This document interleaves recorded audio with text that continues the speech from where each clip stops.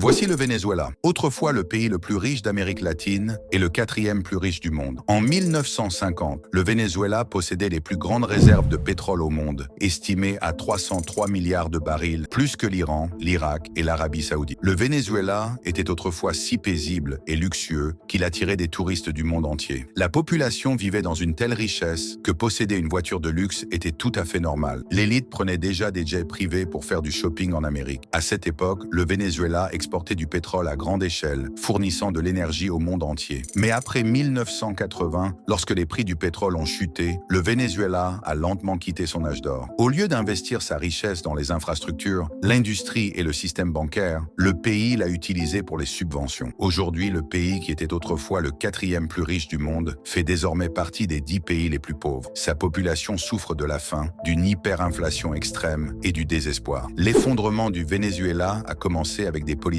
défaillantes, fondées presque exclusivement sur le pétrole, en ignorant les autres secteurs économiques. Lorsque les prix du pétrole ont chuté et que les sanctions sont tombées, l'économie s'est effondrée. Alors, le Venezuela a-t-il été détruit par la chute du pétrole et les sanctions ou par ses propres dirigeants?